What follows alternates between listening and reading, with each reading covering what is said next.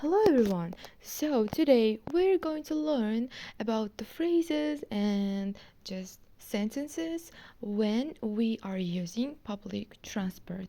Ya'ni bugun biz jamoat transportidan foydalanayotgan vaqtimizda qanday so'zlarni ishlatishimiz mumkinligi haqida o'rganamiz. Birinchi o'rinda chipta sotib olish. Biz bunda qanday gapdan foydalanishimiz mumkin?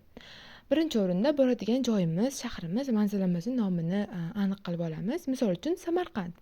One ticket to Samarkand please. Biz bu gapni chipta sotuvchiga aytamiz. Ya'ni bu vokzalda bo'lishi mumkin yoki onlayn tarzda yozishimiz mumkin. Ikkinchi o'rinda jadval va bekatlar haqida so'rash. What time is the next bus?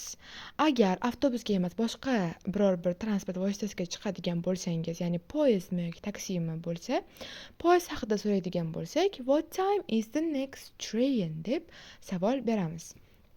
E'lonlarni tushunish bo'yicha esa the next train will arrive in 5 minutes degan gapni eshitsak, buni ma'nosi keyingi poyezd 5 daqiqada keladi degani bo'ladi.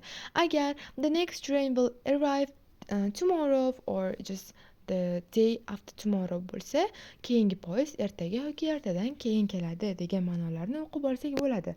Endi example. Hi, one ticket to Tashkent please. What time is the next plane? Ya'ni salom, Toshkentga bitta chipta. Keyingi samolyot qachon uchadi? Bugungi o'rganadiganlarimiz shulardan iborat edi. See you.